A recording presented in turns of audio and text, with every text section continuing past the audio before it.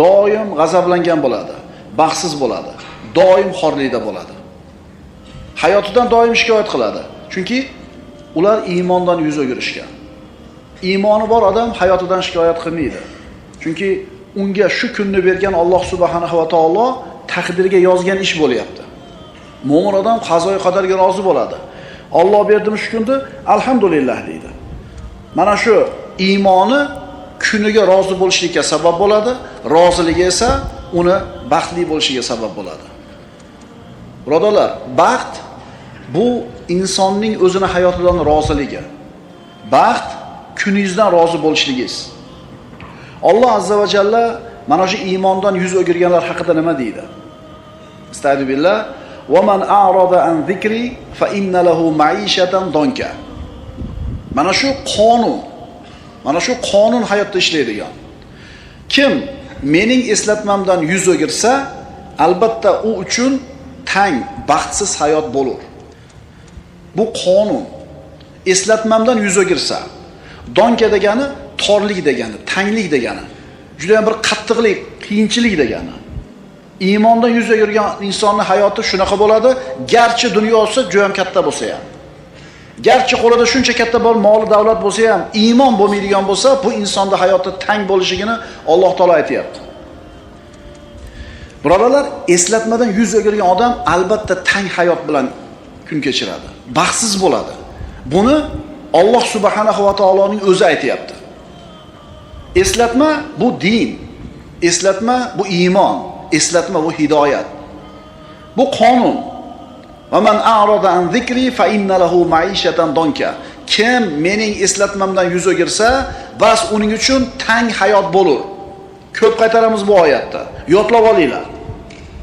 Odam alayhissalom jannatdan yerga tushdi, qilgan xatosi tufayli. So'ngra Alloh taolo nima dedi? Faman tabi'a hudaya fala yadhillu va la yashqa. Yerga tushdi odam alayhissalom o'zining ayoli Havvona bilan, iblis ham tushdi. Mana bir-biriga dushman bo'lib tushdi. Endi Alloh hukmini aytdi.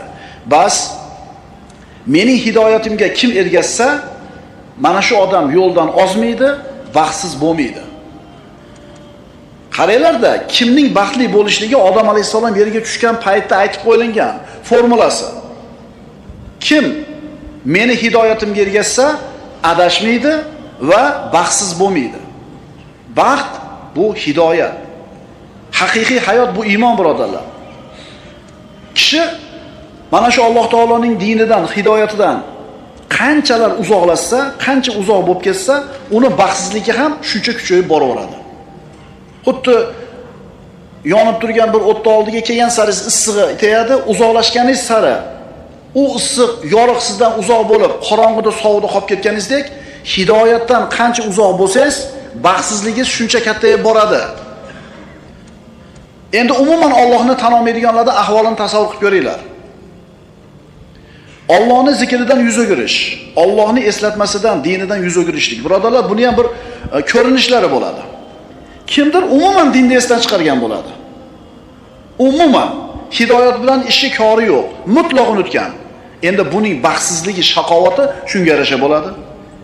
Yana kimdir dindan unchalik uzoqlashmagan. Aqidasini biladi, Allohning yakkaligini biladi, qiyomatda hisob kitob borligini biladi, ammo shariatning hukmlariga beparvo. Namoz o'qimaydi, roza tutmaydi, yolg'onni ko'p gapiradi. Endi buning shaqovati shunga yarasha. Qonun.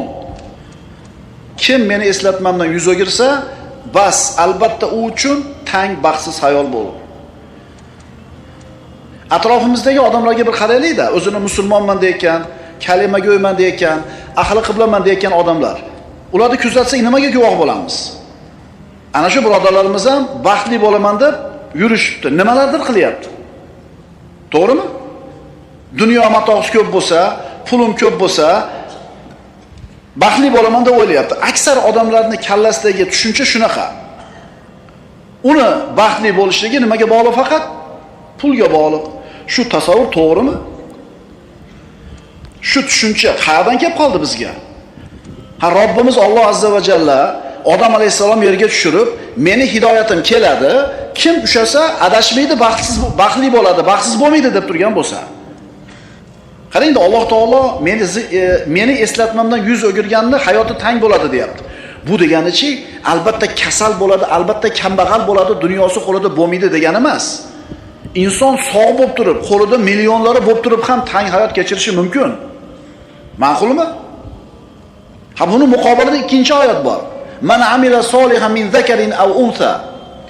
Erkakmi, ayolmi, mo'min bo'lgan holida solih amal qilsa, falanuhyiyannahu hayatan tayyiba deydi Alloh. Biz unga pokiza hayotni beramiz deydi. Endi pokiza hayot degani albatta boy bo'ladi, sog'lom bo'ladi, serfarzand bo'ladi emas. Kambag'al bo'lib turib ham pokiza hayot kechirishi mumkin inson. Farzandi yo'q bo'lib ham pokiza hayot kechirishi mumkin. Mana shu dunyo matohi qo'lida bo'lmay turib ham inson saodatli yashashi mumkin. Qachon? Allohni eslatmasdan yuz o'girmagan bo'lsa. Shuning uchun bugungi darsimizning mavzusi hayot nima ekan? Iymon ekan. Iymon bu hayot degani. Mo'min kishi bunaqa torlikda yashamaydi. Chunki Rob bizga iymon keltirgan bo'ladi, qalbi doim keng bo'ladi. Mana Banu Isroil payg'ambarlar tarixiga murojaat qilamiz. Ana shu 600 ming yoki undan ko'proq bo'lgan yahudiylarni bir necha asrlik qullikdan Musa alayhisalom yetalab olib chiqib ketdi. Dengizning oldiga borishganida orqa tomondan Fir'avnning qo'shini keldi. Shunda qalbi Allohdan uzoq bo'lgan, iymoni zaif kishilar nima deyishdi? Inna la mudrakun, bo'ldi, yetib kelishdi. Tamom bo'ldik, tugadik deyishdi. Lekin Musa alayhisalom nima dedi? Kalla inna ma'i robbi sayahdin. Yo'q, Robbim men bilan albatta yo'l ko'rsatadi. Mana shunday tang nochor holatda ham qalbi Allohga suyangan, iymoni komil bo'lgan odam nima deyapti? Robbim men bilan yo'l ko'rsatadi. Shu yerda siqilib saxir bo'lib qolish mumkin inson. Lekin mo'min nima deydi? Alloh aytgani bo'ladi deydi.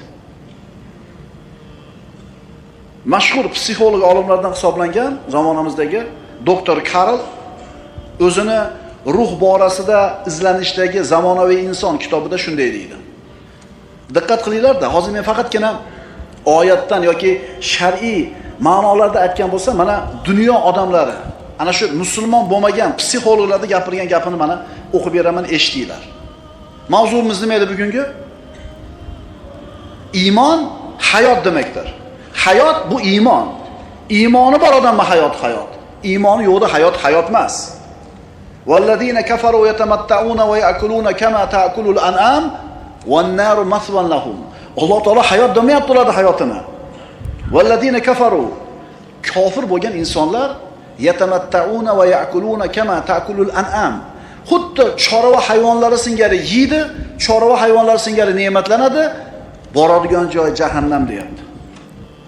Birodarlar, ularning mashinalarini, dunyoviy maishatni, hayotini zo'rligini ko'rib turib, mashinada hayoti zo'rda, qara,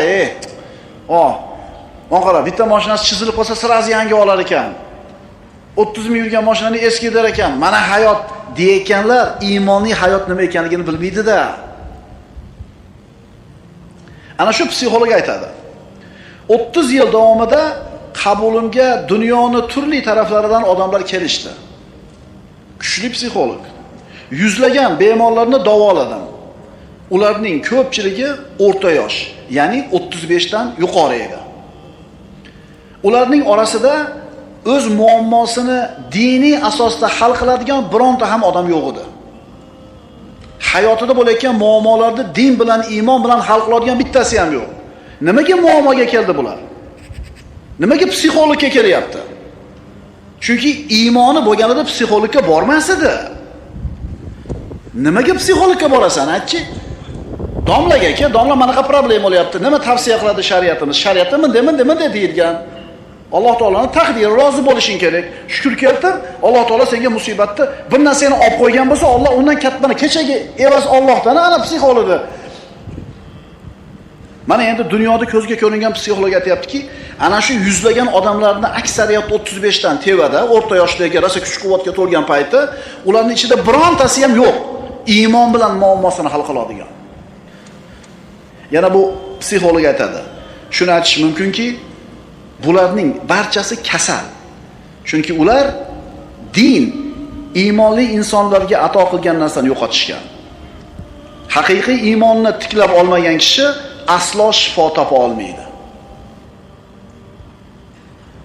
Haqiqiy iymonni topmagan, tiklamagan odam shifo topa olmaydi deyapti. Bizda bormi haqiqiy iymon? Bizda susayib turadi. Domlalar gapirganda zo'r bo'lib qolamiz. 3-4 kun o'tgandan keyin susayib ketadi. Va bu normalniy odamlar shunaqa bo'ladi o'zi. Chunki Nabiy sallallohu alayhi vasallam oldiga Hanzala roziyallohu anhu bilan Abu Bakr Siddiq kelishgan. Sizni oldingizda boshqacha olamiz, uyimizga borganda boshqacha bo'lib qolamiz deganda payg'ambarimiz aytganlar, "Valakin sa'atan fa sa'atan." Agar meni oldimdagi holat bilan ko'chada yura olganinglarda, iymoni shunday bir cho'qqisiga chiqqan holatda, farishtalar ko'zingizlarga ko'rinar edi va qo'lingizlarga qo'llarni berib ko'rishar edi. Lekin gohida unday, gohida bunday bo'ladi. Demak, psixologini gapini qarang. Inson haqiqiy iymon degan narsaga ega bo'lmasdan turib, shifo topa olmaydi deydi. Oyatni qaytaramiz. Astagfirullah. "Va man a'rada an zikri fa inna lahu ma'ishatan donka." Kim mening eslatmamdan yuz o'girsa, bas albatta uning uchun tang, baxtsiz hayot bo'lur dunyoda. "Va nahshuruhu yawmal qiyamati a'ma." Oxiratda uni ikkala ko'zini ko'r qilib tiriltiramiz deydi. Oyatni o'qiymiz. "Sanulqi fi qulubil ladina kafaru ru'ba bima ashraku billah." Allohga sherik qilganlari sababli kofirlarning dillariga qo'rquv solajakmiz. Qarang, Allohga shirk keltirgan, Allohga iymon keltirmagan kofirlarning qalbiga Alloh qo'rquv solib qo'yadi. Doim qo'rquvda. Globalniy потепление qo'rquv. 12 qo'rquv. Yana nima qo'rquvlar bor? Dollarning kursi, koronavirus, yana nimalar bor? Bular doim qo'rqib yashaydi. Mo'min nima deydi? Hasbunalloh va ni'mal vakil deydi. Peshanamizga yozganidan oshchasi bo'lmaydi deydi. Ishonib aytyapsanmi faqat shu narsani? Yuragingni tag-tagidan aytyapsanmi shu narsani? Yozilgan bo'lsa, qayoqqa qochay? Yozilmagan bo'lsa, nimadan qo'rqay? Agar mana shu iymon siz qalbingizda bo'lsa, siz baxtli insonsiz. Pulingiz qanchaligi muhim emas bu yerda. Oyatni o'qiymiz. Kim meni eslatmamdan yuz o'girsa, bas uning uchun tanglik hayoti bo'lur va biz uni qiyomat kunida ko'r holda tiriltirurmiz. Mana endi dunyoda tang hayot kechirib, ezilib, bo'g'ilib, pachag'i chiqib yashagan odam qiyomat kunida ko'r bo'lib tirilib turib aytadiki, "Qala robbi lima hashartani a'ma va qad kuntu basira." Parvardigor, nimaga meni ko'r qilib tiriltirding? Men ko'rardim-ku dunyoda. Alloh javob beradi. Qala kadalika atatka ayatuna fanasitaha va kadalika al-yawma tunsa. Alloh aytdi. Shunday. Biz senga bizning oyat mo'jizalarimiz kelganida ularni unutding. Bugun sen ham ana shunday unutilursan. Allohni unutuvdi, Alloh ham qiyomatni unutib qo'ydi. Alloh aytayapti davomida, haddan oshgan va Parvardigorining oyatlariga iymon keltirmagan kimsalarni mana shunday jazolaymiz. Dunyoda tang hayotni beramiz. Oxirat azobi esa shak shubhasiz qattiqroq va uzunroqdir. Xulosalaylik. Demak, iymon bu hayot. Iymon bu hayot. Hayot bu iymon. Iymoni yo'q odamning hayoti hayot emas. Iymonsiz odamlarning hayotini Alloh taolo hayvonlarning hayotiga o'xshatyapti. Kim Allohning eslatmasidan, dinidan, shariatdan yuz o'girsa, uni bu dunyodagi hayoti tang bo'ladi. Muhim emas puli qanchaligi. Qalbdagi g'amni, qayg'uni, iztirobni, xavotirni faqat va faqat iymon ketkiza oladi. Birodarlar, nafsni faqat iymon poklaydi. Iymon xursand qiladi. Iymonsiz hayotda ta'mi yo'q. Faqat inson hayotda iymoni bilan saodat topadi. Xulosa, haqiqiy saodatni topish uchun insonga iymon kerak. Agar inson Allohni tanimasa, iymon keltirmasa, Rob deb bilmasa, dunyoni mashaqqatlari, kishanlari, zulmat, falokatlardan qutulishning yagona yo'li birodarlar, o'zini qatl qilish deb tushunadi. Shayton keladida, qarz bo'lib qoldi, o'zingni o'ldirsang qutulasan deydi. Bir tuhmatga qoldi, bo'xtonga qoldi, musibatga qoldi. Xullas, boshiga bir sinov kelganda, shart o'ldirib olsang qutulasan deydi. Inson Robbisini tanimasa, iymon keltirmagan bo'lsa, uni hayotida ustiga kelayotgan mashaqqatlar, zulmatlar, falokatlardan qutulishning bitta yo'li bor, o'zingni qatl qilish deb biladi. Shuning uchun qaranglar-da. Mana shu suitsid deyiladi, inson o'zini o'zi qatl qilishi. Mana shu statistikani qaraydigan bo'lsangiz, birinchi o'rinlarda ana shu g'arb mamlakatlari turadi. Musulmon mamlakatlarni qarasangiz, oxirida turadi. Endi ana shu birinchi o'rinda turgan g'arb mamlakatlarining ichida ham Skandinaviya o'lkalari turadi. Yevropaning turmush tarzi balandmi? Ana shu Yevropaning o'zini hisob-kitobi bo'yicha ham, o'lchovi bo'yicha ham o'sha Shvetsiya, Finlandiya, Norvegiyalar eng boy mamlakat hisoblanadi. Bekarchilari 700 ming dollardan pasobiya oladi. O'sha borgan ukalarimiz aytib bergan, magazinga kirib shokolad ochib yesangiz, qonnim ochib desangiz, pul olmas ekan. Zo'r ekanmi? Yesiz indamas ekan. Shu darajada zo'r. Endi mana shunaqa turmush tarzi baland bo'lgan shu yurtlarda o'zini o'zi o'ldirganlarning soni boshqa mamlakatlardan ancha baland. Demak, birodarlar, saodat bu magazinda to'ldiriligi-yu, oylikda kattaligi emas. Iymon ekan. Iymon ekan. Iymon hayotdir. Hayot iymondir. Iymonsiz hayot baxtsizlikni naq o'zi. Allohning manhajidan chiqib ketgan dinsizlar doim mehnat, mashaqqat ostida bo'ladi. Qo'rquv, vahima soyasida bo'ladi. Tushkunlik va umidsizlik soyasida umr kechiradi. Ular hammani shunaqa deb o'ylashadi hayotini. Hayotni shundan iborat deb bilishadi. Alloh taolo aytadi ular haqida. Astagfirullah. Va nuqallibu afidatahum va absarahum kama lam yu'minu bihi awwala marra va nadaruhum fi tughyanihim ya'mahun.